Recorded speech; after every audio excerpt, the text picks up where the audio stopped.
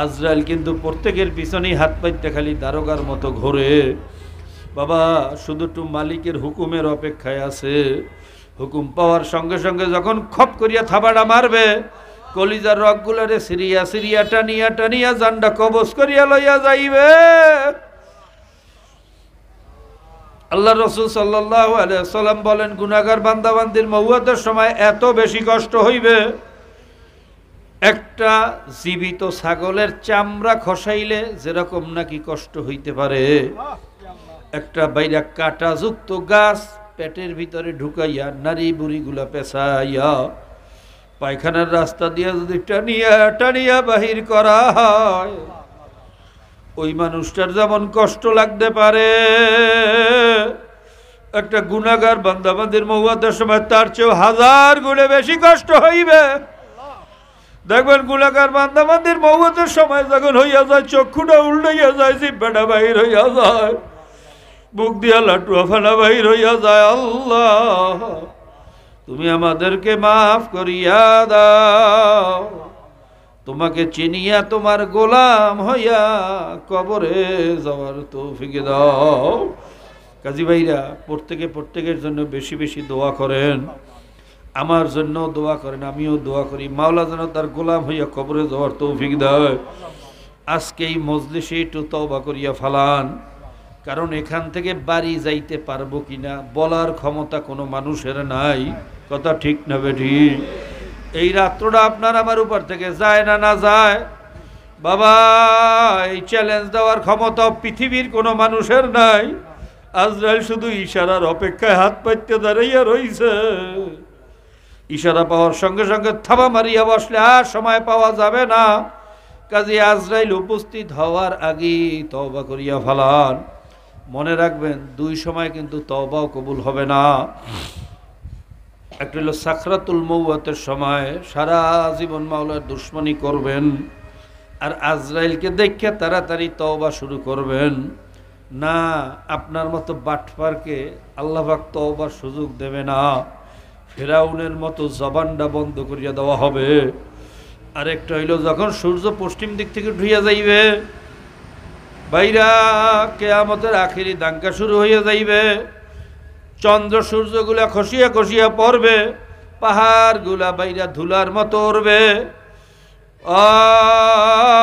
এই ভয়ঙ্কর অবস্থা যখন শুরু হইয়া যাইবে, সূর্য পশ্চিম দিক থেকে ঘুরতে দেখার সঙ্গে সঙ্গে একদল কপাল পোড়া তাড়াতাড়ি তওবা শুরু করবে না। বাবা সূর্য ঘোরার সঙ্গে সঙ্গে মাওলার রহমতের দরওয়াজাটা টাস করিয়া বন্ধ হইয়া যাইবে, হিসাবের দপ্তর বন্ধ, আর তওবা কবুল করা হবে না। সারা জীবন মাওলার দুশমনি করবা, আখেরি বেলায় গিয়া তওবা শুরু করবা। তোমার মতো চালাক, তোমার মতো বাটপারকে মাওলায় তওবা পড়তে দেবে না। কাজী বাবা সময় থাকতে তওবা করো, সময় থাকতে মাওলার পরিচয় নিয়ে ঈমান আমল দুরুস্ত করিয়া মাওলার কবরে রওনা করো। ডক্টর শিব শক্তি মহারাজও যখন কোরআন নিয়ে গবেষণা শুরু করছে, সে ওই কোরআনের পাতা উল্টায় আশ্চর্য হইয়া যায়। ভাইরা গবেষণা করতে গিয়ে তার ভিতরে বুঝ চলিয়ে আসছে যে এই কালাম নিশ্চয়ই কোনো মানুষের কালাম না, এটা আল্লাহ পাকের কালাম। যদি এই কোরআন আল্লাহর কালামই হইয়া থাকে, তাহলে কোরআনের ভিতরে যে জান্নাতের কথা বলছে তাও সত্য, জাহান্নামের কথাও সত্য। আর যদি খোদা না খাস্তা বেঈমান হইয়া মারা যায়, 1 সেকেন্ডের আযাব সহ্য করার ক্ষমতা কোনো মানুষের নাই। শিব শক্তি মহারাজের ভিতরে জ্বালা শুরু হইয়া গেছে। কি করবে? মুসলমান হইবে সাহস পাইতেছে না। সে মুসলমান হইছে এটা যদি ভারতের হিন্দুরা জানে, তাকে মারিয়া ফেলাইবে, ভয়ে অস্থির হইয়া গেছে। কিন্তু কাজ কি হইবে? কলিজার ভিতরে তো কোরআনের নূর ঢুকছে, ওই নূরের জ্বালায় অস্থির হইয়া গেছে, সহ্য করতে পারে না। খাওয়া দাওয়া প্রায় বন্ধ, পাগল পাগল ভাব। বাইরা ঘুমের ঠিক নাই, খানার ঠিক নাই, গোসলের ঠিক নাই। তার স্ত্রী জিজ্ঞাসা করে, স্বামী আপনার কি হইছে? আপনি কেন এরকম পাগলামি করতে আছেন? আপনার খানার ঠিক নাই, গোসলের ঠিক নাই, প্রায় দেখি চোখের ভিতরে পানি। ঘটনা কি? আপনার কি হইছে আমাকে একটু বলেন। শিবশক্তি মহারাজ বলে, আমার কি হইছে আমি জানি না, আমার খালি কলিজার ভিতরে জ্বলে, আমার কি হইছে আমি জানি না। ভাইরা তখনও বিবির কাছে কিছু বলে না। এইভাবে কয়েকদিন যাওয়ার পরে হঠাৎ একদিন রাত্রবেলা স্বপ্নের ভিতরে দেখে কে যেন একজন সুন্দর চেহারার মানুষ, পাও থেকে মাথা পর্যন্ত সাদা পোশাকে আবৃত, এমন সুন্দর তার চেহারা, এমন তাসুরুন নাজরিন, তার চেহারার দিকে তাকাইলে মায়া লাগবে না, ভালো লাগবে না, মজা লাগবে না, এমন মানুষ দুনিয়াতে হইতে পারে না। তার চেহারার দিকে তাকানোর সঙ্গে সঙ্গে কলিজা ঠান্ডা হইয়া যায়। জোরে কোন সুবহানাল্লাহ। এই সুন্দর চেহারার মানুষটা এসে বলতেছেন, এ শিবশক্তি মহারাজ, কিসের চিন্তা করো, কিসের ভয় করো? আমি মদিনার মোহাম্মদ উপস্থিত হইছি তোর জন্য। জোরে কোন সুবহানাল্লাহ। তোর কোনো ভয় নাই, তোর কোনো চিন্তা নাই।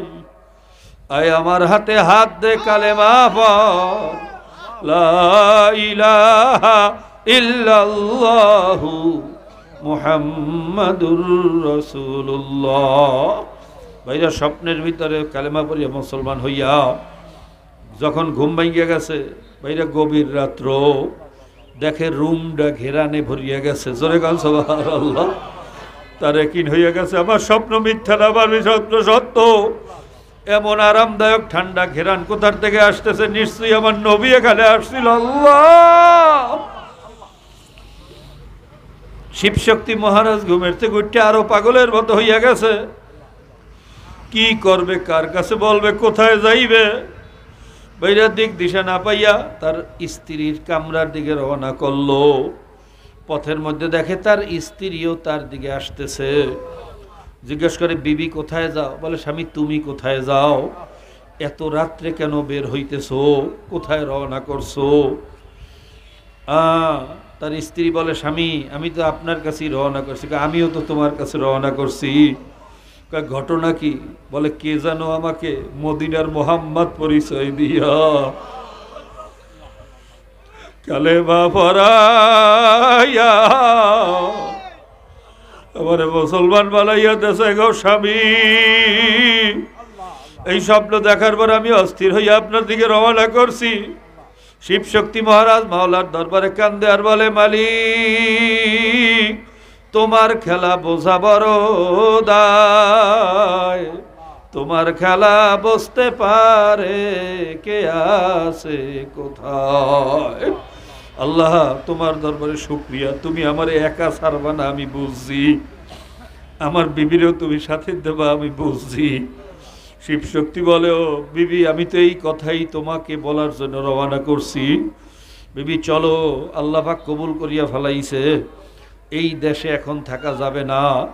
মানুষে যদি জানতে পারে, হিন্দুরা যদি জানে আমি মুসলমান হইছি, আমাকে জীবিত জিন্দা কবর দিয়ে দেবে। ও বেবি চলো, এই দেশে আর থাকা যাবে না।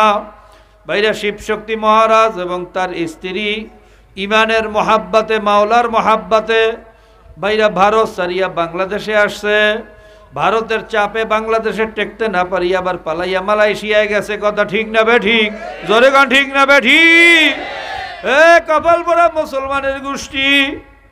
আজকে শিব শক্তি মহারাজের মতো লোক ইমানের মহাব্বাতে, দিনের মহাব্বাতে, আমার মাওলার মহাব্বাতে, নবীর মহাব্বাতে যদি দুনিয়ার সমস্ত সম্পদের মায়া ত্যাগ করিয়া, ক্ষমতার মায়া, সম্মান ইজ্জতের মায়া ত্যাগ, আশ্রমের মায়া ত্যাগ, এমনকি জীবনের মায়াও ত্যাগ করিয়া যদি দেশ ছেড়ে বিদেশে পালাইতে পারে ইমানের মহাব্বাতে, আর আমরা কেমন কপাল করা মুসলমান হইলাম। মাওলার বীর ভাইরা বিনা চেষ্টায় মাওলার পরিচয় পাইয়া, বিনা ফেকেরে ইমানের বাইরা পরিচয় পাইয়া, বাইরা মুসলমানের ঘরে জন্ম হইয়া সামান্য দুনিয়ার লোভে, ক্ষমতার লোভে, একটু মাতবাড়ি সর্দারির লোভে ইহুদি খ্রিস্টানের পিছনে ঘোরে আর তাদের দালালি করে। কথা ঠিক না বেঠি? জোরে গা ঠিক না বেঠি? কপাল পোড়া মুসলমান। মনে রাখবা, মুসলমানের শান্তি ইসলামের মধ্যে, ইসলাম ছাড়িয়া মুসলমান অন্য কোথাও শান্তি পাবে না। ওই কপাল পোড়াদের দুনিয়াও ধ্বংস হইতেছে, আখেরাতও ধ্বংস। কথা ঠিক না বেঠি? আল্লাহ তোমাকে চেনার তৌফিক দিয়া দাও, তোমাকে চিনিয়া খাটি মুসলমান হইয়া কবরে যাওয়ার তৌফিক দিয়া দাও। ভাইরা কত ঘটনা বলবো। ইউসুফ ইহেনার মতো বিখ্যাত ক্রিকেটার আজকে মুসলমান হইয়া গেছে। ব্রিটেনের সাবেক প্রধানমন্ত্রী টনি ব্লেয়ারের শালী লরেন বুথ কালেমা পড়িয়া মুসলমান হইয়া গেছে। আফগানিস্তানে গেছিল জার্নালিস্টের কাজে, লম্বা ঘটনা। মাওলার পরিচয় পাইয়া মুসলমান হইয়া গেছে। জোরে গান সুবহানাল্লাহ। ভাইরা কিছুদিন আগে পত্রিকার ভিতরে দেখছেন, ভাইরা হিলারিয়ান হেইগে, ব্রিটেনের বড় ধর্মযাজক, বড় পণ্ডিত, পোপ ফ্রান্সিসের মতো আরেকজন প্রভাবশালী পোপ হিলারিয়ান হেইগে মাওলার পরিচয় পাইছে, মুসলমান হইয়া গেছে। জোরে গান সুবহানাল্লাহ। বর্তমানে পৃথিবীর ভিতরে সবচেয়ে বেশি মুসলমান হইতেছে আমেরিকা। ভাইরা দৈনিক প্রায় 17 জনের উপরে। জোরে গান সুবহানাল্লাহ। তার ভিতরে অধিকাংশই মহিলা। আর কবার বলা মুসলমান মুসলাম চেনে না, মাওলারে চেনে না। ভাইরা এর চেয়ে বদনসিব আর কপাল পরা সারে জাহানে হইতে পারে না। কাজী ভাইরা মাওলারে চেনো, মাওলার পরিচয় নিয়ে তারপর মাওলার কবরে রওনা করো। এই চালাকি বুদ্ধিমানি ছাড়ো। দুনিয়ার মহাব্বত, ক্ষমতার মহাব্বত কয় দিনের, দেখতে না দেখতেই কিন্তু বাবা শেষ হইয়া যাইবে। কথা কয় না? তাহলে আমরা কেউ বড় আলেম না। বড় আলেম যদি দাবি করতে চাই হলে ইবলিস। কথা কয় না? ইবলিসের এলেম কেমন ছিল?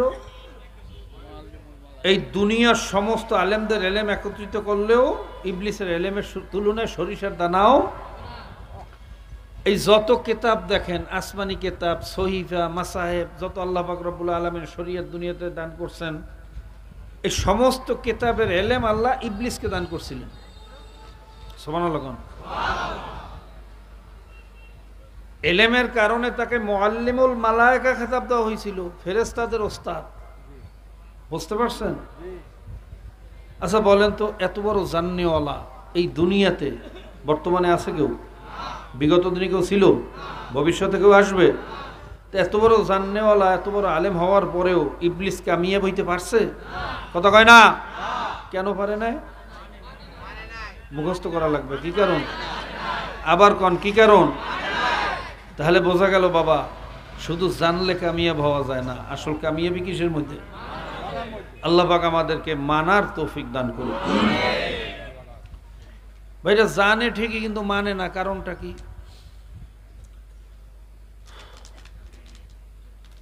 এর অনেক কারণ হইতে পারে। একদল মানুষ চিন্তা করে যদি মানতে যাই তাহলে তো সুদ খাওয়া যাইবে না, সুদের ব্যবসা, ঘুষ খাওয়া, মাফে কম দেওয়া, পরের আইল ঠেলিয়া খাওয়া, কথা কইয়েন, খাদ্যে ভেজাল দেওয়া, রডের পরিবর্তে বাঁশ দেওয়া যাইবে। কথা কয় না? একটা সাগর কলার দাম বলে 900 টাকা। একদম কত করতেন, আমার শ্বাস এখনই বন্ধ হয়ে যেতেছে। সফরসূচি অনুযায়ী মাইক না লাগালে আমি কথা কইতে পারি না। বিকৃত আওয়াজে আমার গলা শুকিয়ে যেতেছে এখনই। এই কাছাকাছি কোনো হরেন দেন নাই এই জায়গায়? ওই হরেনের আওয়াজ তার স্টেজে আসে না।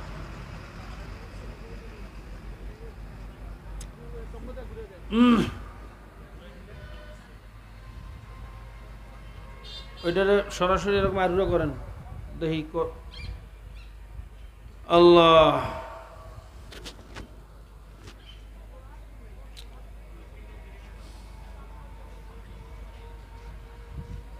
যদি মানতে যায় তাহলে কি করা যাইবে না? চুরি করা।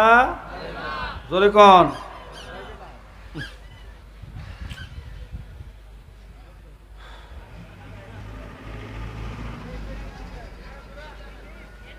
আরো ঘুরান, আরো ঘুরান। ওটার কোনো আওয়াজই নেই, ঘুরেই করবেন কি? আওয়াজ সব বাইরে। উল্টা পাল্টা মাইক লাগাইছে। ওইসে এই চোরে শোনে না ধর্মের কাহিনী, চোরে শোনে না। জোরে কন। এই চোরের গোষ্ঠী মাহফিলের কথা শুনলেও দেখবেন গায়ে আগুন জ্বলে, কথা ঠিক না? ধর্মের কথা শুনতে পারে।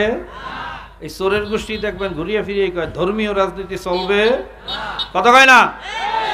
ধর্মীয় রাজনীতি চললে চুরি করা যাবে, সবাই চুরির মহব্বতে পাইছে, কথা কয় না? এই আছে এক দল। আরেক দল আছে নাস্তিক, এরা আল্লাহরই বিশ্বাস করে না। এরা বলে আল্লাহই তো না, এটা কিসের নামাজ, কিসের রোজা, কিসের ইবাদত, নাউজুবিল্লাহ কয় না। নাস্তিকদের নেতা ডারউইন বলছে মানুষ নাকি বানর থেকে হইছে, সাগরে ঢেউে ঢেউে ফেনা হইছে, ফেনার থেকে পোকা হইছে, পোকার থেকে ব্যাঙ হইছে, ব্যাঙের থেকে বানর হইছে, কালের বিবর্তনে গসায় গসায় বানরের লেজ ফেরে মানুষ হয়ে গেছে। ভাইরা, বর্তমান জমানার সমস্ত বৈজ্ঞানিকরা 95% উপরে বৈজ্ঞানিকরা বলতেছে যে বানর থেকে মানুষ হইছে, এটা কোনোদিন সম্ভব। এখনো কথা বললে কোন করি ওঠে, শোনেন, এটারই বিকৃত আওয়াজ। কথা বললে কোন করি উঠবে গাছ, পরিষ্কার সাউন্ড বাইরে আইবে। ওই যে বাইরের গুলো কমান, বাইরের গুলো।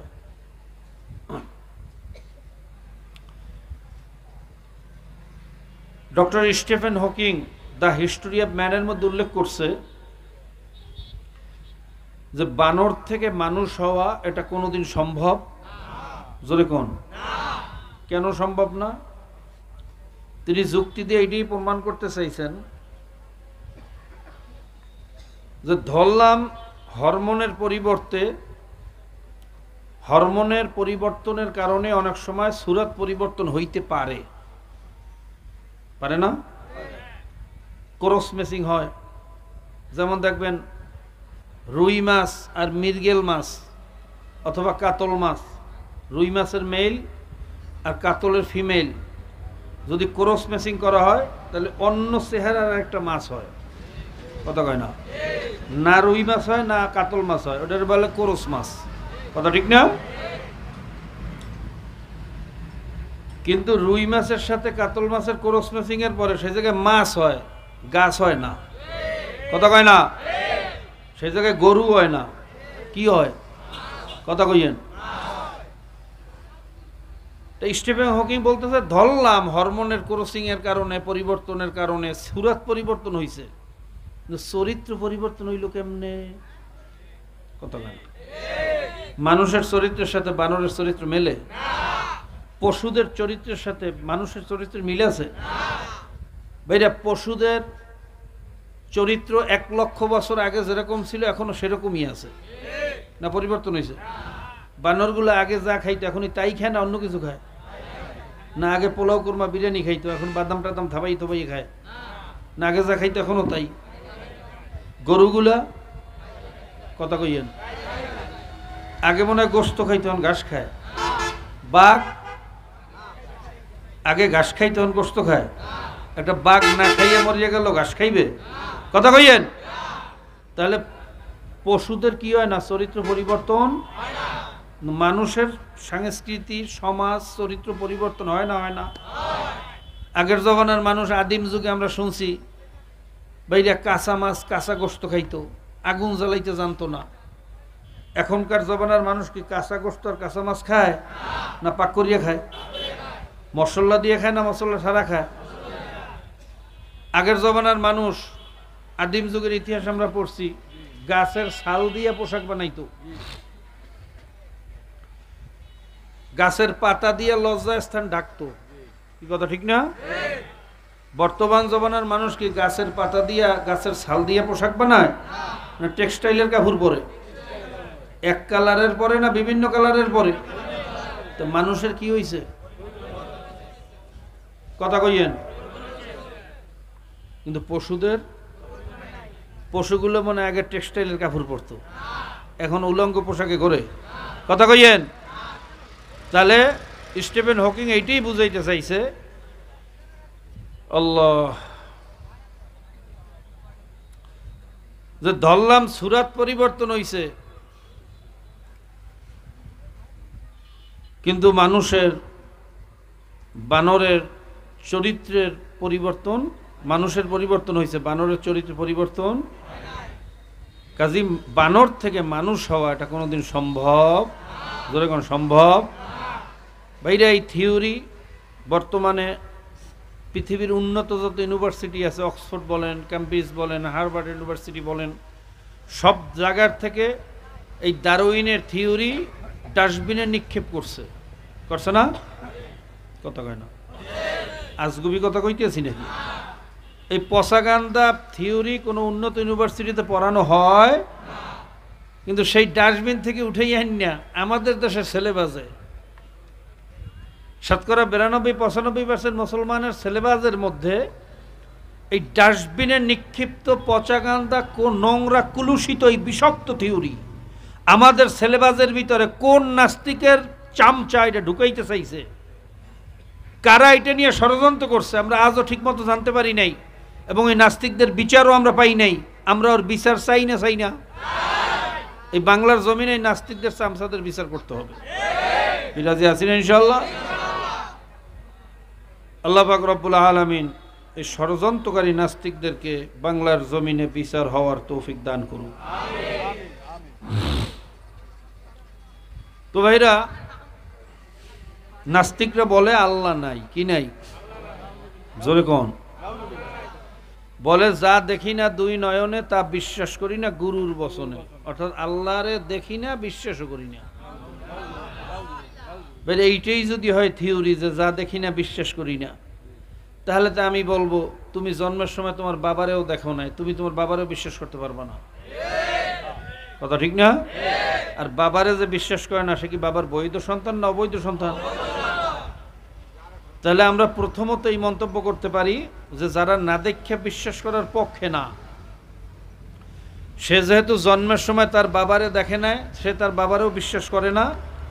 আর যা বাবারে বিশ্বাস করে না, সে বাবার বৈধ সন্তান না, অবৈধ সন্তান, জারজ সন্তান। তা না দেখে বিশ্বাস করার পক্ষে না থাকলে তুমি জারজের গোষ্ঠী। কি কথা ঠিক না? বাইরে নাস্তিকরা বলে যে ধরলাম আল্লাহ সব বানাইছে, তা আল্লাহরে বানাইছে কেটা? আমি যদি বলি আল্লাহকে বানাইছে খোদায়, প্রশ্ন শেষ। আবার কি কইবে? কথা কন। যদি ভাই খোদারে বানাইছে মাওলায়, প্রশ্ন শেষ। আবার কি কইবে? বাইরে প্রশ্ন শেষ হইবে কবে? কথা কয় না। তো যে প্রশ্নের কোনো শেষ নেই, এটা কেমন প্রশ্ন? এটা কোনো প্রশ্নের মধ্যে পড়ে? এক জায়গায় তো শেষ করা লাগবে না, লাগবে না? যেমন 3-এর আগে 2, 3-এর আগে কি? 2-এর আগে 1-এর আগে কি? 0-এর আগে কি? ঠিক তদ্রুপ হুয়াল আউয়ালু ওয়াল আখিরু ওয়াজ যাহিরু ওয়াল বাতিনু ওয়া হুয়া আলা কুল্লি শাইইন কাদির। আমার মাওলাই শুরু, আমার মাওলাই শেষ, আমার মাওলাই জাহির, আমার মাওলাই বাতেন, আমার মাওলাই সমস্ত ক্ষমতার মালিক। জোরে বলেন সুবহানাল্লাহ।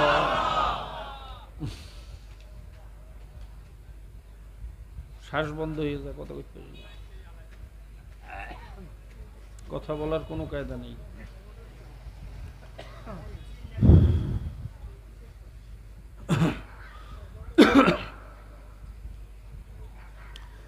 ভাইরা, আল্লাহ যে আছেন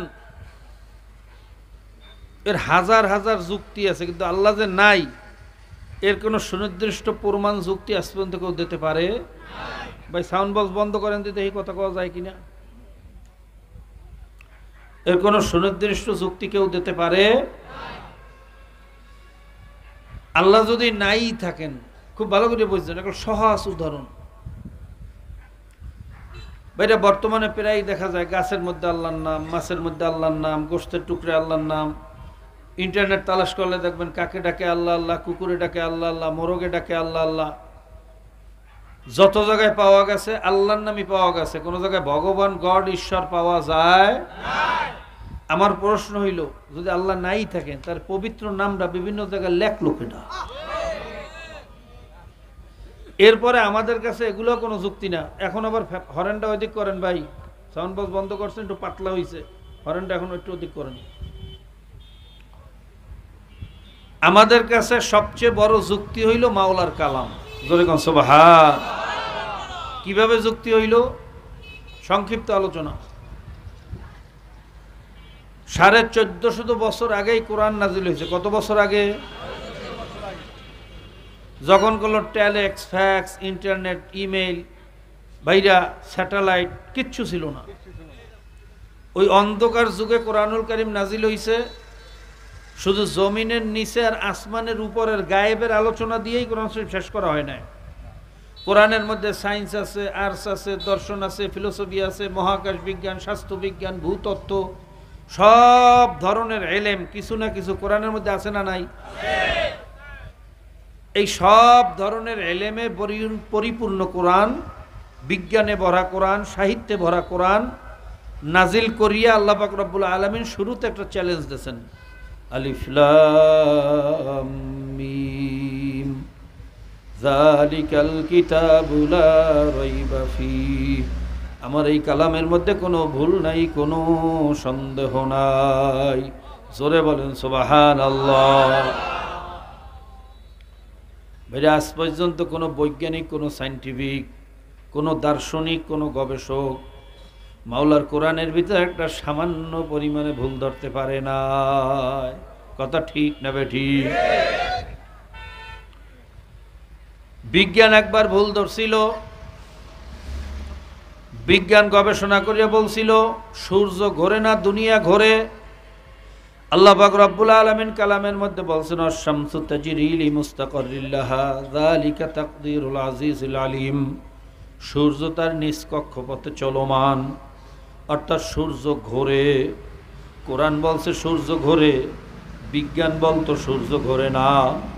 ভাইরা, বর্তমান জমানায় গবেষণা যখন আরেকটু উপরে গেছে, বর্তমান জমানার সমস্ত বৈজ্ঞানিকরা এই কথার উপরে একমত, সূর্য শুধু ঘুরেই না, কোটি কোটি মাইল স্পিড দৌড়াইতেছে। জোরে কোন সুবহানাল্লাহ। এই ঘূর্ণায়মান পদ্ধতি প্রক্রিয়ার মাধ্যমে গ্রহ নক্ষত্রগুলো স্থির আছে।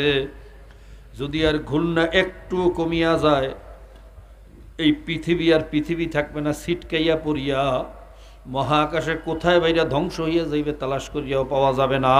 কথা ঠিক না বেঠিক? বিজ্ঞানের ভুল হয়েছে, মাওলার কোরআনে ভুল হয় নাই। কথা ঠিক না বেঠিক? বিজ্ঞান আগে বলতো, আল্লাহ পাক রব্বুল আলামিন বলছেন আমি সব জোড়ায় জোড়ায় বানাইছি। বৈজ্ঞানিকরা বলতো না, গাছের ভিতরে জোড়া নাই, মেল ফিমেল, নেগেটিভ পজিটিভ, স্বামী স্ত্রী, অনেক গাছের ভিতরে এইটা নাই। আগের জমানার বৈজ্ঞানিকরা মনে করত গাছের ভিতরে অনেক গাছ আছে যেটার স্বামী স্ত্রী লাগে না। বর্তমান জমানার সমস্ত বৈজ্ঞানিকরা একমত যে প্রত্যেকটা গাছের ভিতরে স্বামী স্ত্রী আছে। ভাইরা, টেস্টোস্টেরন ছাড়া নতুন করিয়া গাছ উৎপাদন হইতে পারে না, এমনকি ফল উৎপাদন হয় না। বাতাসের মাধ্যমে, পাখির মাধ্যমে, পোকার মাধ্যমে ভাইরা পরাগায়ন হয়, এর মাধ্যমে ফলে ফুলে দুনিয়াটা ভরিয়া যায়। জোরে কোন সুবহানাল্লাহ। যদি একটা মাছি আর একটা বাইরা হরমোনের উপরে পড়িয়া আর এক ফুলের ভিতরে না যাইতো, ফলের ভিতরে না যাইতো, তাহলে পরাগায়নও হইতো না, সে আর গর্ভবতী হইতো না, ফলও হইতো না। জোরে বলেন সুবহানাল্লাহ। বিজ্ঞান আগে জানতো মেঘের ভিতরে কোনো জোড়া নাই, মেঘের ভিতরে নেগেটিভ পজিটিভ স্বামী স্ত্রী নাই। আল্লাহ পাক রব্বুল আলামিন 1450 বছর আগে কোরআনের ভিতরে বলছেন, সুম্মা ইউআল্লিফু বাইনাহু, আমি একটা মেঘের সাথে আর একটা মেঘের জোড়া লাগাই, মিলন ঘটাই। জোরে কোন সুবহানাল্লাহ।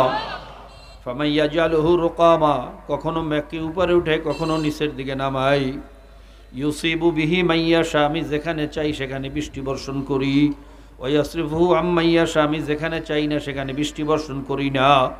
ইন্নাল্লাহ আলা কুল্লি শাইইন কাদির, সব ক্ষমতা জোরে বলেন কার? আরো জোরে বলেন কার? আল্লাহ। বিজ্ঞান আগে জানতো মেঘের ভিতরে স্বামী স্ত্রী নাই। কোরআনের ভিতরে 1450 বছর আগে বলছে মেঘের ভিতরেও জোড়া আছে। ভাইরা, বৈজ্ঞানিকদের ভুল হয় কিন্তু মাওলার কোরআনে ভুল হয় না। কথা ঠিক না বেঠিক? আরো জোরে বলেন ঠিক না বেঠিক? ভাইরা, ডক্টর মরিস বুখাইলি কোরআনের ভিতরে ভুল ধরার উদ্দেশ্যে আরবি ভাষায় পণ্ডিত হইয়া কোরআন নিয়ে বসছে, ভুল ধরবে। জোরে কন নাউজুবিল্লাহ। কোরআন উল্টাই এই প্রথম দেখে যালিকাল কিতাবু লা রাইবা ফি, এই আয়াত দেখে সে আরো লড়িয়া চড়িয়া বসছে যে কেমন কথা, এটার ভিতর বলে কোনো ভুল নাই, কোনো সন্দেহ নাই। পৃথিবীর এমন কোনো কিতাব, এমন কোনো বই নাই যার ভিতরে একটা না একটা ভুল নাই। হয়তো শব্দের দিক থেকে, নয়তো অর্থের দিক থেকে, নয়তো বালাগাত ফাসাহাতের দিক থেকে। কথা ঠিক না বেঠিক? জোরে গান ঠিক না বেঠিক?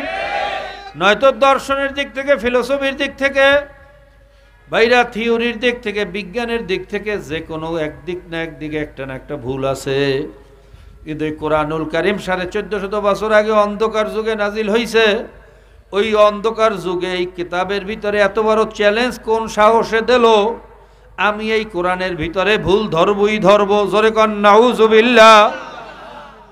যখন বাইরা চ্যালেঞ্জ দিয়া বসলো, এখন কোরআনের পাতা যত উল্টায় ততই আশ্চর্য হইয়া যায়। এটা কেমন কিতাব? এই কিতাবের সাথে তো দুনিয়ার কোনো কিতাবের মিল নাই। সবাই বলুন সুবহানাল্লাহ। এই কিতাব ছন্দে ভরা, গল্পে ভরা, অর্থে ভরা, সাহিত্যে ভরা। এই কিতাব অনুযায়ী যদি কেউ কার নিজের জীবনকে পরিচালিত করে, ওই মানুষটা হবে পৃথিবীর ভিতরে শ্রেষ্ঠ মানুষ। ঠিক না বেঠিক? জোরে গান ঠিক না বেঠিক? এই কিতাব অনুযায়ী যদি কেউ তার এলাকা পরিচালনা করে, ওই এলাকাটা হবে পৃথিবীর ভিতরে শ্রেষ্ঠ এলাকা। এই কিতাব অনুযায়ী যদি কেউ কার দেশকে পরিচালনা করে, ওই দেশটা হইবে পৃথিবীর ভিতরে শ্রেষ্ঠ দেশ। জোরে গান সুবহানাল্লাহ। মরিস বুখাইলি কোরআনুল কারীমের পাতা উল্টাইতেছে আর আশ্চর্য হইতেছে। যত উল্টাইছে তত আশ্চর্য হইতেছে। উল্টাইতে উল্টাইতে যখন এই আয়াত পর্যন্ত পৌঁছলো, মারাজাল বাহরাইনি ইয়ালতাকিয়ান বাইনাহুমা বারযাখুল লা ইয়াবগিয়ান, মরিস বুখাইলি আশ্চর্য হইয়া গেল। ঘটনা কি? কোরআনুল কারীম 1450 বছর আগে অন্ধকার যুগে এই মরুভূমির দেশে বসিয়া এই থিওরি কিভাবে দিল? বৈজ্ঞানিকরা মাত্র কেবল আবিষ্কার করছে এক এক সাগরের পানির এক এক ধরনের গুণগত মান। আটলান্টিক সাগরের গুণগত পানির মান আলাদা, বঙ্গোপসাগরের পানির গুণগত মান আলাদা। একই রাস্তা দিয়া চলে ঠিকই, কিন্তু একটার সাথে আরেকটা মেলে না, মাঝখানে একটা পর্দা আছে। জোরে কোন সুবহানাল্লাহ। বিজ্ঞান আবিষ্কার করছে মাত্র কেবল। আর কোরআনুল কারীম বলছে 1450 বছর আগে এই মরুভূমির দেশে বসে এত কঠিন থিওরি কিভাবে দিল? নিশ্চয়ই এই কোরআন কোনো মানুষের কালাম না, এই কালাম আমার মাওলার কালাম, তাতে কোনো সন্দেহ নাই। বাইরে যখন তার ইয়াকিন হইয়া গেল, ডক্টর মরিস বুখাইলির মতো গবেষক বৈজ্ঞানিক কালেমা পড়িয়া মুসলমান হইয়া গেল। আর কপাল পোড়া মুসলমানের গোষ্ঠী আমার মাওলারে চেনে না। আল্লাহ তোমাকে চেনার তৌফিক দিয়া দাও। ভাইরা আপনারা জানেন পানির ভিতরে যে কত ধরনের বাইরা গুণ, এমনকি আমাদের নদীর পানির মধ্যেও পদ্মার পানি আলাদা, মেঘনার পানি আলাদা। ভাইরা এই জন্য পদ্মার ইলিশের মাছের স্বাদ একরকম, মেঘনা মাছের ইলিশের স্বাদ আরেক রকম। আবার বরিশালের কীর্তনখোলা নদীর ইলিশের মাছের স্বাদ আরেক রকম। কথা ঠিক না বেঠি? এই পানির গুণগত মান আলাদা, এর সেডিমেন্ট আলাদা, আর পিবিটি আলাদা ভাইরা, আর পিএস আলাদা। এই সেডিমেন্ট মাপার মেশিন, পিএস মাপার মেশিন, পিবিটি মাপার মেশিন 1450 বছর আগে ছিল না। কথা ঠিক না বেঠি? জোরে গান ঠিক না বেঠি? তো 1450 বছর আগে এই তথ্য কোরআন কিভাবে দিল? তাহলে বোঝা গেল এই কোরআন কোনো মানুষের কালাম হইতে পারে না। কথা ঠিক না বেঠি? আল্লাহ তুমি আমাদেরকে বোঝার তৌফিক দিয়া দাও। ভাইরা ডক্টর শিব শক্তি মহারাজ 22টা ভাষায় কথা বলতে পারতো, 12টা ভাষায় ছিল পণ্ডিত, 4টা ভাষায় ছিল ডক্টরেট ডিগ্রি। জোরে কোন সুবহানাল্লাহ। 25 কোটি হিন্দুদের ধর্মীয় ভগবান ছিল। ভাইরা হাজার হাজার মিলিয়ন কোটি টাকার মালিক, বৃন্দাবন সহ 12টা আশ্রমের মালিক। শিবশক্তি মহারাজ চিন্তা করলো, সব নিয়েই তো গবেষণা করলাম, আমি তো আরবি ভাষায়ও পণ্ডিত, কোরআন নিয়ে তো গবেষণা করা হইল না, একটু কোরআন নিয়ে গবেষণা করব। যখন কোরআনুল কারিম নিয়ে গবেষণা শুরু করছে, ভাইরা কোরআন এমন এক মজেজ, এইটা নিয়ে যদি কেউ গভীরভাবে গবেষণা করে আল্লাহ পাক রব্বুল আলামিন তাকে খালিয়াতে ফিরাইয়া দেয় না। কথা ঠিক না বেঠিক? জোরে গান ঠিক না বেঠিক? কাজী প্রত্যেকের জন্য দোয়া করেন, আমার জন্য দোয়া করেন, আমিও দোয়া করি। আল্লাহুম্মা আমিন। আল্লাহ আল্লাহ একটু মজলিসের দিকে চাইয়া দেখো। আল্লাহ এত রাত্র পর্যন্ত তোমার বান্দারা এখানে কি করতেছে একটু দেখো। এখানে কেউ খাইতেও আসে নাই, টাকার জন্য আসে নাই। ইয়া আল্লাহ, অনেকে কাজকর্ম ফালাইয়া আসছে, ক্ষুধা লাগছে তারপরও লড়ে না, ঘুমে ধরছে তারপরও ওঠে না, সারাদিন কাজ করছে, শরীর ক্লান্ত তারপরও লড়ে না। কারণ কি? আল্লাহ একমাত্র তোমার মোহাব্বত, আর কোনো কারণ নাই, আর কোনো কারণ নাই। আল্লাহ খালি হাতে ফিরাইয়া দিও না, একজনকেও তুমি মাহরুম করিও না। ভাইরা দুই ফোঁটা চোখের পানি ফালাইয়া নিজে